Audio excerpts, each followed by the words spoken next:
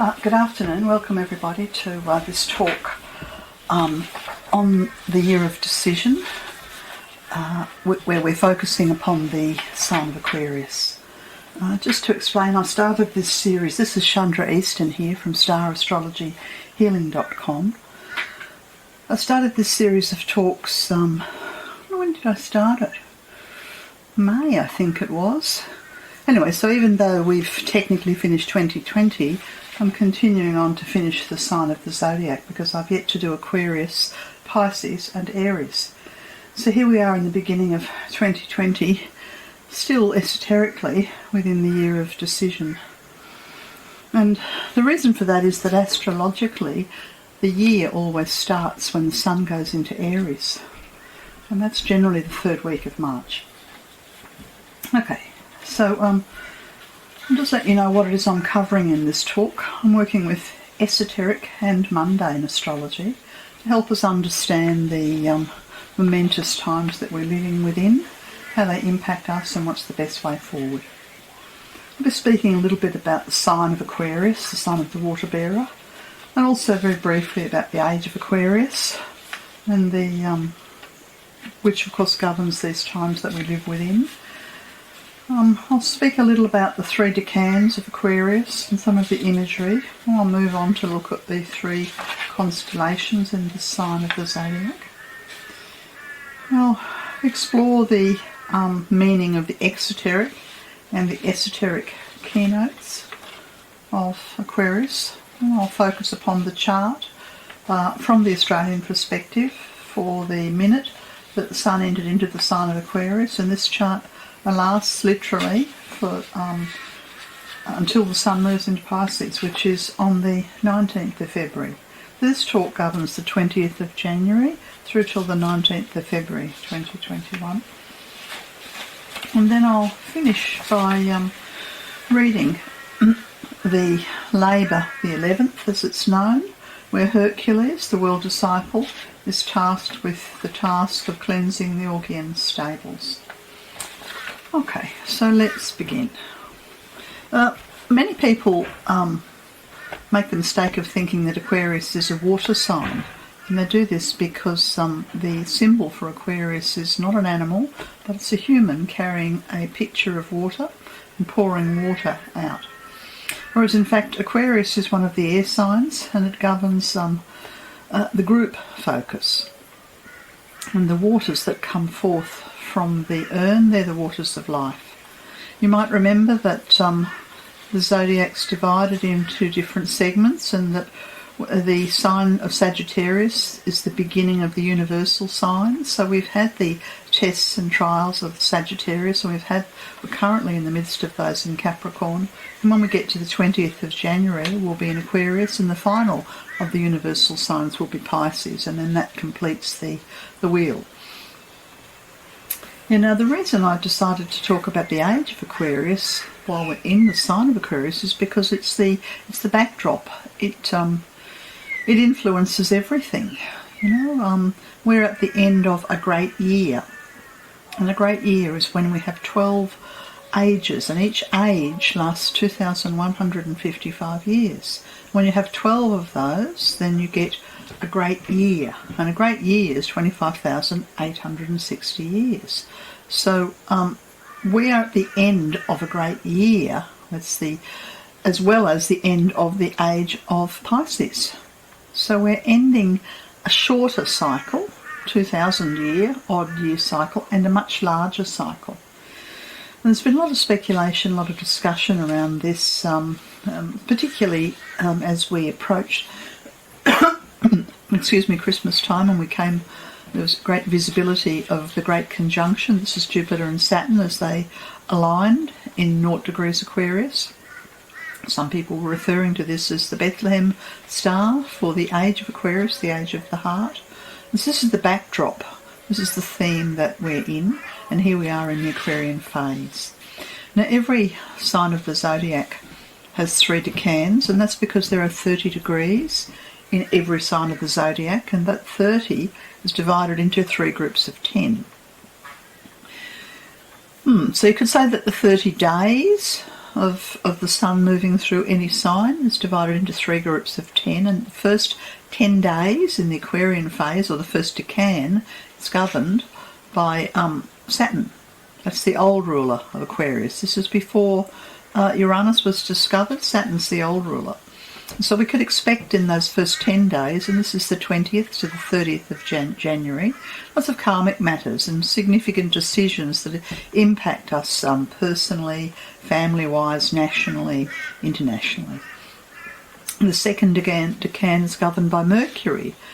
And what we're meant to do with Mercury is search for inner truth and move beyond delusion and lies, and search and find the light of illumination. And this particular period, this second decan period, is from the 31st of January through to around about the 9th of February. And of course we're living in a world of misinformation. If a lie is repeated over and over and over enough times, we begin to think it's true. And there's a lot of this has been going on. And how long it's been going on? Weeks, months, years, decades. But the forces of materialism, they operate in the realm of lies, whereas the forces of light operate in the realms of truth. But that's not my truth or your truth. This is the higher truth that comes from the heart. And the challenge for humanity, really, in that first week, 10 days of February up till about the 9th of February, is to figure out what's true and what's a lie. And then the third decan, governed by Venus, and this governs the period the 10th to about the 19th of February, could be the 9th to the 19th, where the purpose of Venus ruling this part of Aquarius is to unite us all and to encourage us to find that which we have in common, to be inclusive. Remembering that the themes in the sign of Aquarius are what's good for the group. Aquarius is the sign of the group, and you could say that the imagery of the human, generally it's a man, but I have some beautiful images of a woman pouring the waters of life from the urn. This represents to me service to the greater good, service to the community, service to the collective. And this is the task and the work for all those who have Aquarius in their chart. Maybe they have an Aquarius rising. Maybe it's the moon in Aquarius. Maybe it's the sun. Maybe you've got Saturn there. Maybe it's there by progression. If you have Aquarius somewhere in your chart, then the challenge is to work through the karma, particularly if you've got planets in that first decan. Strive to find clarity, inner clarity, through the light of Mercury, and find an inclusive nature. An inclusive way of being. You don't have to agree with other people to unite with them and find things you have in common with them. If we all focused upon what it is that separates and divides us, we'd end up with war within ourselves, war within our family, war within the nation. We've got enough of that going on. Let's find what unites us. The sign of Aquarius has 3 constellations that are prominent, and I'll speak about them one by one. The first is known as Pisces Australis, and I find it very interesting that in the zodiac, the constellations, they tend to overlap. They don't sort of sit neatly in one sign of the zodiac or another.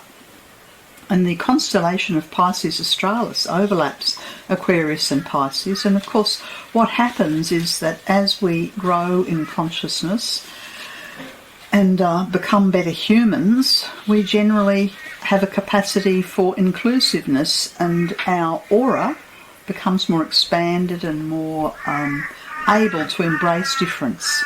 And that's what I think of when I think of this the sign of Pisces. But it's not 2 fishes, as in the sign of Pisces. The constellation Pisces Australis is 1 fish, sometimes referred to as the avatar for the next age, because of course we always have a world teacher who comes to teach humanity. Yeah. And therefore any sort of souls who are, on the higher turn of the spiral and have learned some of the lessons of the earlier signs and are integrating lessons of Sagittarius, Capricorn, Aquarius and Pisces, they generally have more rapid incarnations and can move quickly through these spiritual tests.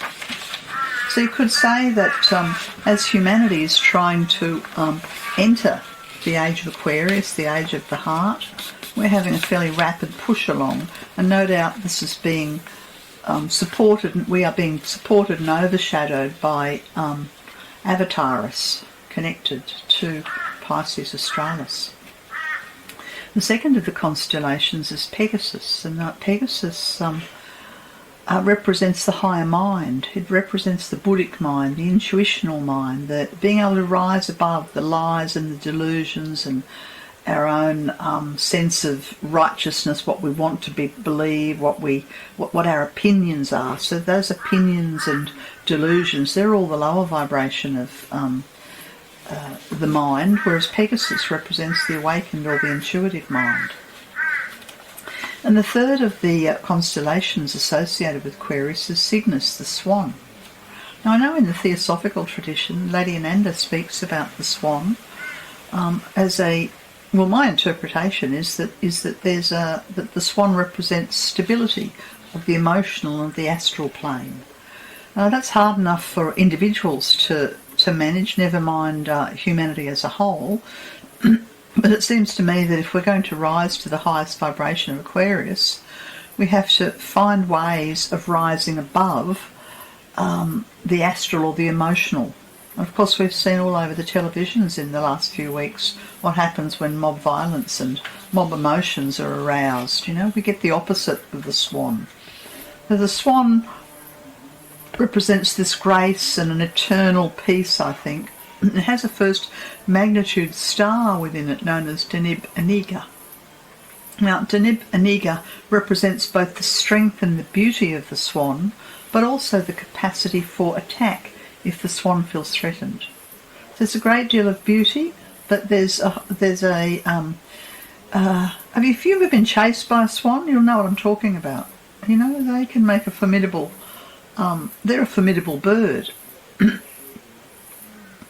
Some of the teachings talk about the swan being connected to the transcendental, mystical, shamanic teachings around the world egg. And the world egg represents to me humanity in its united form. Right?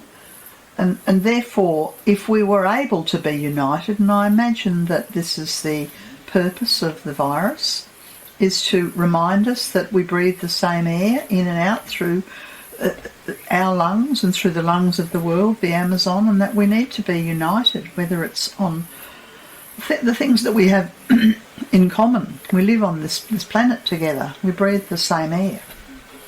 So we need to find ways of accessing wisdom within ourselves and connecting to this energy of Cygnus the swan.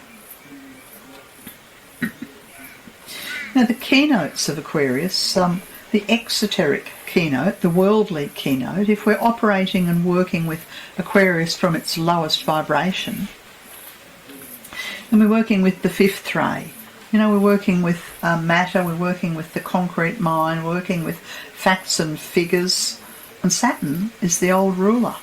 Yeah? Although some people are responding to Uranus, but not all. And the keynote for this lower vibration of Aquarius is let desire in form be ruler. And you see, to me, desire is very, very, well, it's not even really astral, it's very physical. I desire this, I desire that, I desire more money, a bigger house, a better car, a greater status. You know, materialism dominates if we allow desire in form to rule us. Whereas from the esoteric keynote, Aquarius is governed by the second ray of love and wisdom. And the higher vibration of Aquarius, love and wisdom, which is ruled by Jupiter, incidentally, the keynote for this is waters of life am I, poured forth for thirsty men. Waters of life am I, poured forth for thirsty men. So there's that wonderful imagery of the dispensing of grace, or healing, or insight and intuition, or peace from the urn of the world's server, because that's what Aquarius is, the world server. I think it was Alice Bailey in her book on Hercules. She writes about the two fixed stars that are associated with law-giving. And she speaks about Regulus, which is situated in the 30th degree of Leo. And she talks about Regulus as ruling the law of humanity on a worldly level. And she goes on to speak about Kephus, Kefus, as ruling law on a spiritual level or law on a universal level. I don't know what degree of the sign of Aquarius Kephus is in. I haven't been able to find this, but I know that Regulus is in the sign of Leo. So I'm continuing to investigate that. Okay, I'm going to turn now and look at the chart that I have here for the minute, and it was 7:40. It will be 7:40 a.m. on the 20th of January in Canberra, 2021, and the sun goes into Aquarius. Now, for many people, this date's very important. If you've been watching world politics, you'll be aware that the inauguration of the American president is on, is it the 19th or the 20th, either that day or the day before. So it's a very auspicious day for all of humanity because, of course, the potency and the power of the American government to have influence, positive and negative, all around the world is self-evident. Anyway, let's have a look at this chart as the sun enters Aquarius from the Australian perspective. Well, the first thing that I notice is that there's a whole swag of planets that are locked up in the 12th house. You'll see the circle is divided into 12 sections, and the 12th section is on the left-hand side, just above the red line. And we have Pluto, which is still in Capricorn and will be in Capricorn for a few more years. And then we have the Sun in Aquarius, Vulcan in Aquarius, Saturn in Aquarius, Jupiter in Aquarius. And then we have Aquarius rising, and right on the Aquarius ascendant, just beneath it actually, is the planet Mercury.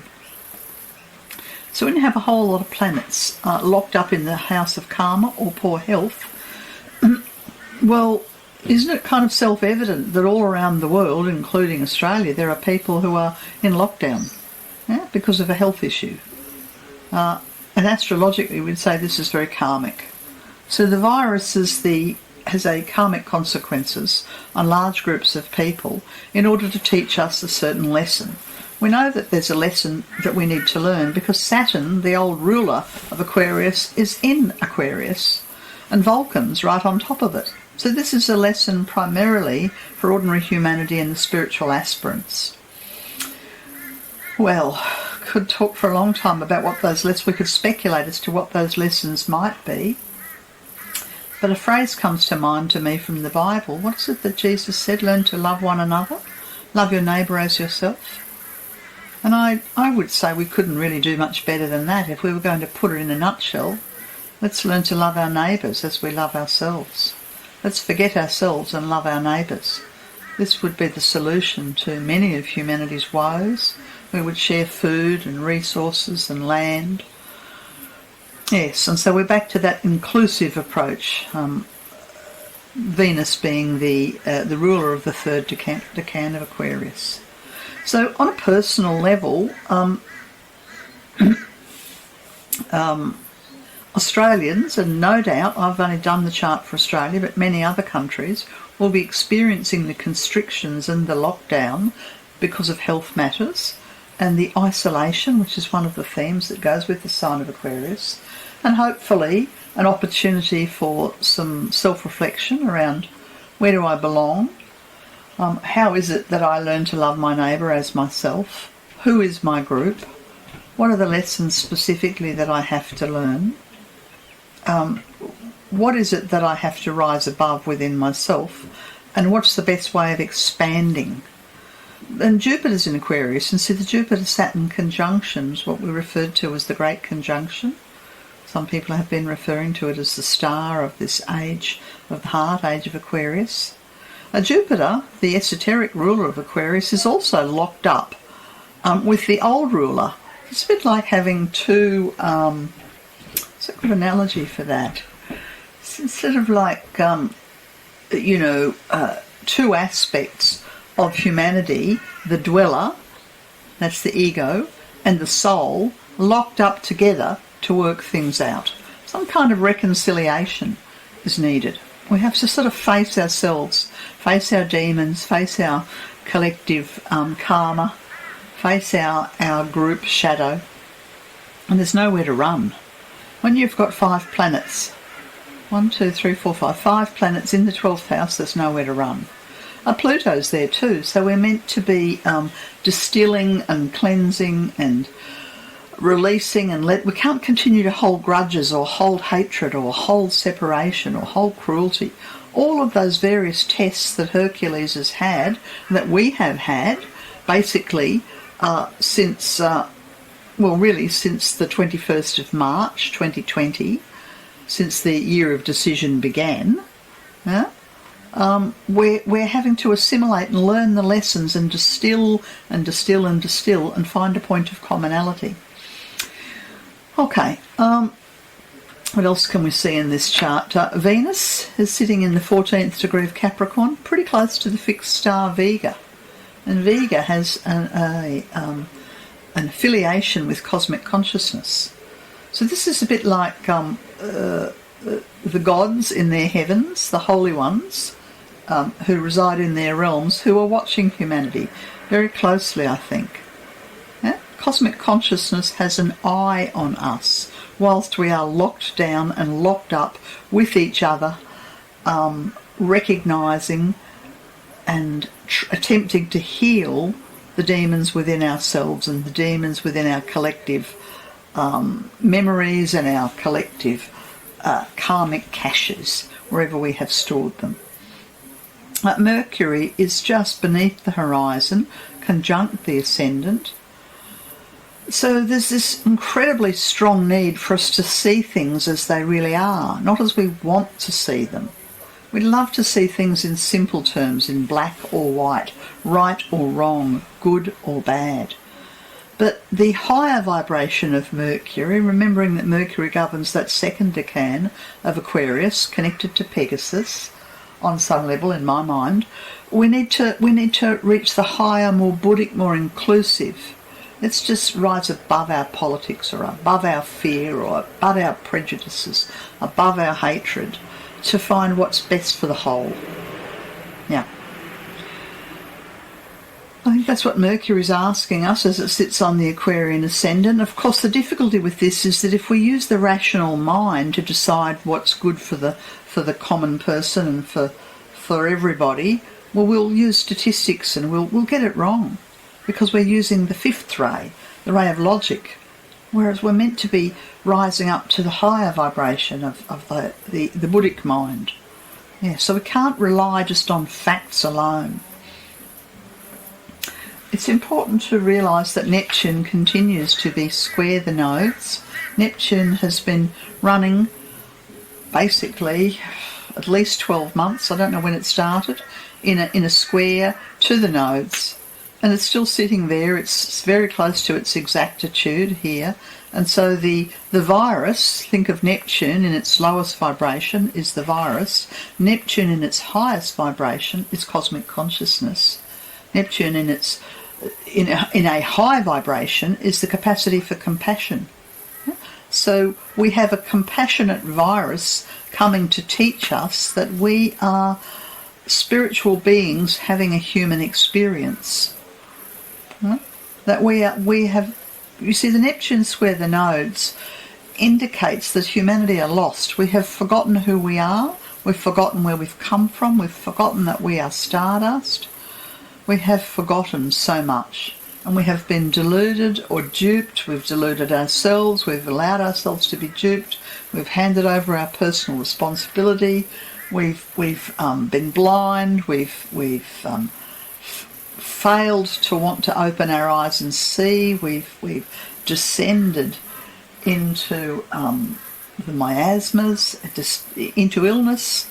Illness has come to teach us that we need to wake up and be accountable. We can't just walk around blindly, sleepwalking. We're here on Earth for lessons of consciousness. In this Australian chart, the impact continues to weigh very, very heavily economically. in Australia. So there will be more and more people continuing to fall through the cracks, unfortunately, and hopefully more and more souls waking up, arising, questioning, and not just awakening the mind, but awakening the heart. Okay, the other potent, difficult part of this chart is the very exact square very exact conjunction as Mars and Uranus conjunct in Taurus. Now Uranus is moving through Taurus. You could say that this is the energy of the Shambhala coming through the sign of Taurus, the will of God, utilising the planet Uranus as a lightning strike, might utilise a telegraph pole or a flagpole in order to make a direct hit on Earth. Yeah? Earth being Taurus, the sign of the Earth, Earth being materialism. So we have the will of God catalysing great power into the Earth. I have been noticing more earthquake activity, and I would imagine that they're quite... What was it I saw? There's a volcano somewhere in the West Indies. Yes, in the West Indies that is erupting at the moment. I think there's many of them. There's also, is it Mount Merapi in Indonesia? We have instability on a volcanic level. That's the Mars and Uranus conjunction in Taurus. We have an instability on a financial level, on a stock market level, on a power structures level. We see it all over the television. What do we do about this? Well, Uranus is asking us to let loose desire. Yeah? If we choose desire, then we are stuck in our material worlds. If we choose service and finding what unites us rather than what separates us, what can we share and how can we share? Look, you might have food to share. You might have, I don't know, could be accommodation to share. You might have good counsel to share. You might have time to share. Whatever it is that you have to share, that's the best way of working with the Mars-Uranus is to break up insularity and separation and desire and, be able to identify what it is within yourself that is buried and intransigent that needs uprooting. Because buried intransigent things, or governments, or ways of living, or financial institutions will be upended. It's a very upending kind of a pattern, Uranus-Mars conjunction in Taurus. And, it's a 3-degree square away from Saturn and a 1-degree square away from Jupiter. So this impulse to sort of turn the reality on its head and to, tackle and challenge intransigent parts of your personality, of your nature, to find the best common way forward. This will vary person to person.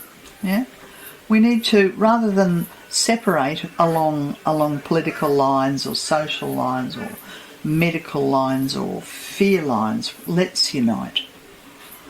Yep. Okay. I don't think I'll say a great deal more about the chart. You look at the chart, you see it's quite out of balance. Yeah. It's nothing at all, really. Not one single planet over in the houses 4, 5, 6, 7, 8 or 9. Just a need to connect to family and to be about our business, our work, our healing of ourselves, of our diet, of our environments, our work environments, all of that. But has the lockdown finished with us? Don't think so. Look at the chart. Okay, I think I might leave the chart there, and I'll go on now to talk about... Oh no, I did want to talk about the fact that the midheaven in this chart is in the 11th degree of Scorpio, which, 11th degree of Scorpio has got something to do with fear. And the midheaven has a lot to do with your career or your parents or the government. So as a parent, don't use fear to get what you want. As an individual, don't respond to fear wherever it comes to you, through the television screen, from the government, wherever. We have to rise above fear. We have to feel the fear and move forward anyway. Mercury does have a very lovely trine to the North Node, so clearly there are some areas of breakthrough, and this would no doubt be in terms of, Mercury to the North Node in Gemini. We can make new alliances across bridges that we previously didn't think we could. These could be neighbourhood connections, they could be global connections, and of course we know that so much of our lives has gone online. Well, let's use that for a positive. I think that's the best way forward with that. Okay, I'm going to continue on now and talk about Hercules and the labour that he's approaching, Labour the 11th. And so I'll read from the old commentary here. And I'll read the myth. And the myth for Aquarius, cleansing the Augean stables, is: within the place of peace, the great presiding one poured forth the radiance of his exalted thought. The teacher drew nigh. The single flame must light the other 49, the great presiding one affirmed. So be it, the teacher answered. Having lit his own lamp, Hercules now must bring the light to others. Not long thereafter, the teacher summoned Hercules. 11 times the wheel has turned, and now you stand before another gate. For long you have pursued the light which flickered first uncertainly, then waxed for a steady beacon, and now shines for you like a blazing sun. Turn now your back upon the brightness, reverse your steps, go back to those for whom the light is but a transient point, and help them make it grow. Direct your steps to Augeas, whose kingdom must be cleansed of ancient evil. I have spoken. And so forth went Hercules through gate the 11th in search of Augeas the king. And as he approached the realm where Augeas was the ruler, a horrid stench that made him faint and weak assailed his nostrils. For years, he learned, King Augeas had never cleared away the dung his cattle left within the royal stables. Then, too, the pastures were so amply dunged no crop could grow.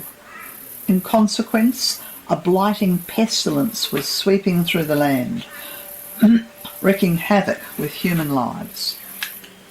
Wow. We have a blighting pestilence sweeping through the lands at the moment. It is wreaking havoc within human lives. This pestilence in the realm of King Augeas was because the dung of the cattle had never been cleaned up.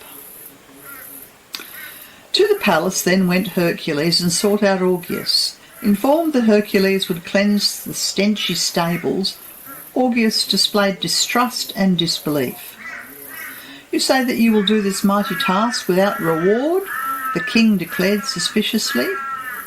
I have no faith in those who make such boasts. Some cunning plan you have contrived, O Hercules, to take my throne from me. Of men who seek to serve the world without a recompense, I have not heard. At this point, though, I'd welcome any fool who sought to help.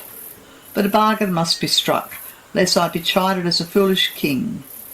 If you, within a single day, shall do what you have promised, 1/10 of my great flock of cattle shall be yours. But if you fail, your life and fortune will be in my hands. Of course, I do not think you can fulfil your boast, but try you may. So here's the king. He says, what's in it for you? Don't trust you, but okay, do your darndest. See if you can clean up this stench. I think the stench has been there for 30 years. And if you manage to do it, then you will get 1/10 of the cattle. So the numbers here are interesting.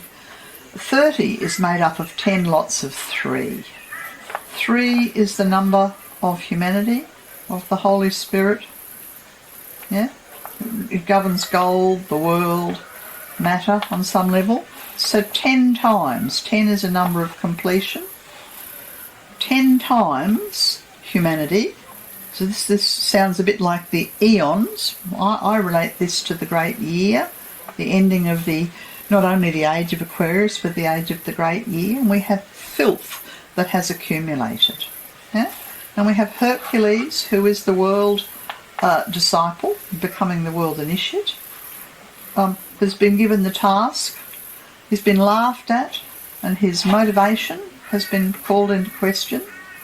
The king thinks he's doing it for his own ends, but he's been promised that if he can cleanse the stench, then 1/10 of the cattle, the goods, will be his.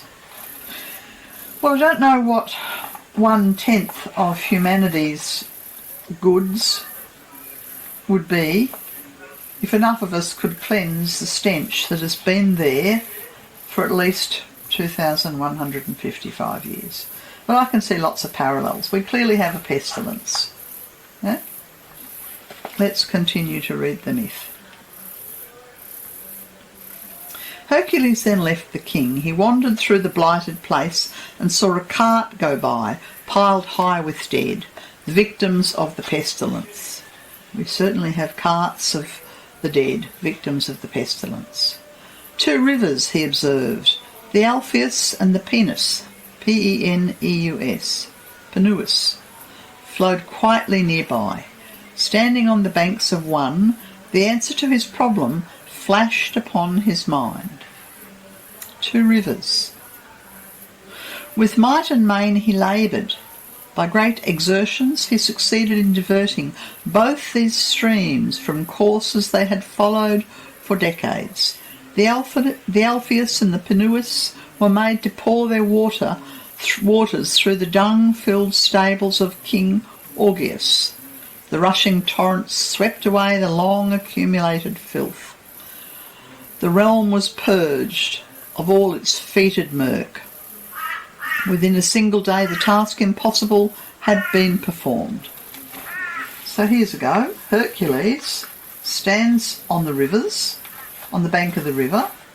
Yeah? So we've got water as the cleansing agent, but not just one lot of water, 2 rivers. Yeah?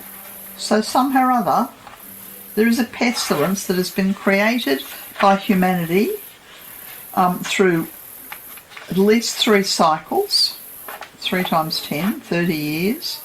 This is 3 ages, however long we've created our pestilence. 3 decades, 3 centuries, who knows. And nature will be used to cleanse it. Now, I immediately start to think about the La Nina effect and how the climatologists are saying we can expect a lot of water and a lot of rain and a lot of flooding. Yeah?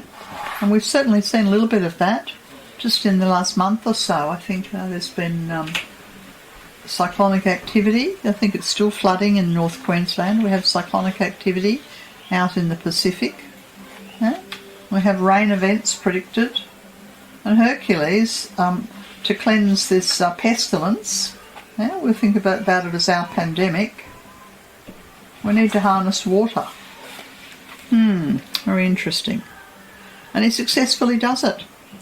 Nature was used, the 2 rivers, to cleanse the problems created by humanity.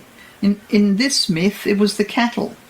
So I wonder who are the cattle in our world. Is this the lower vibration of humanity who are acting like cattle in their animal nature? I don't know. When Hercules, quite satisfied with this result, returned to Augeas, the latter scowled.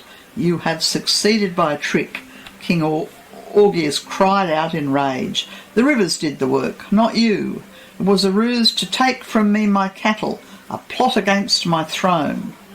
Rewards you shall not have. Go get you hence, I cut down your stature by a head." Wow. So he's quite paranoid, this king. He's still, even when the evidence is there before his eyes, that the dung, the pestilence has been cleansed, he still thinks that someone's out to get his throne and his cattle. He's worried about his material assets. The angry king thus banished Hercules and bade him never more set foot within his realm on penalty of sudden death. So there's the world disciple, the world initiate, labouring with the help of nature to cleanse a pestilence that has blighted the land. There's no thanks, yeah? And in fact he's threatened with death. Having performed the task assigned, the Son of Man, who also was the Son of God, went back to him from whom he came. A server of the world you have become. Okay, so it's not just a disciple, he's a world server, a world disciple. The teacher said when Hercules drew nigh, you have gone on by going back. You have come to the house of light by yet another path. You have spent your light that the light of others might shine. The jewel that the 11th labour gives is yours forevermore. This is the task of the Aquarian. You can only proceed by going back. You have gone on by going back. Shared your light. This is what we need to do. A lot of humanity are lost in darkness. If you have any light within yourself, if you have gathered or experienced light, you cannot progress unless you share it. This is the task. So King Orgian, who was the son of Neptune, was sitting in squalor. It took an initiate to come and to harness the energies of nature, the rivers of life. Now the two rivers, esoterically, one of them is the waters of life. I refer to that as the line of will. Let's call it the Shambhala energy coming through rays 1, 3, 5 and 7. We need to call upon the divine will, the waters of life, to assist humanity who are stuck in their own pestilence. We also need to call forth and utilise the waters of love. This is rays 2, 4 and 6. So we need to work with strength and conviction and power and spiritual invocation, and also generosity and compassion and forgiveness and tolerance. The waters of life and the waters of love. This is the only way we can remove the barriers. Humanity have built many, many barriers to the point that we are living in our own pigsty. We have forgotten that we are stardust. And we need the waters of life and the waters of love. Yeah? Divine invocation and spiritual generosity and compassion. We also have to allow nature to assist us in the cleansing. How will this occur? Through fire, earth, air or water, we don't know, but nature will be involved. And for this task, there is no thanks, there is no praise, there's only scorn and ridicule and threats upon one's life. Nevertheless, the task is well done. So if you expect that other people will agree with you or believe you or thank you for any acts of generosity, forget it. Yeah? There's the task, the completion of the tasks that have landed in your lap. The benefit from that is that you know it's your task and you need to do it. There's no outer acknowledgement from others, there's just work to be done. So if you're holding light that has come to you from your soul, from the Holy Ones, then it's not for you alone, it's for your group, for your street, for your neighbourhood, for your family, for others in need, known and unknown. How can and where can it be shed? In as many ways as possible, from the heart, from a higher perspective. We live in interesting times. It's certainly not an easy month. There will be dramatic, very, very dramatic matters happening on the world stage. There will be dramatic intervention by nature. It'll probably the very dramatic energy will start, I would say, the closer we get to the 20th of January when the sun goes into Aquarius, this energy will erupt. Erupt being the operative word. Expect the unexpected, things out of left field. Okay, we are still in the year of decision. This year of decision will finish when the Sun leaves Pisces. That'll be about the 20th of March 2021, so we've got a couple of months to go. Yes, okay. This has been Chandra Easton here from starastrologyhealing.com. Esoteric astrology and traditional astrology are wonderful tools to help us navigate our way, understand the purpose of our lives, our health, our relationships, what to do with our money, what's our spiritual purpose. All of that can be have light thrown upon it through this brilliant ancient art. It's been lovely to speak to you. That's all for now. Bye.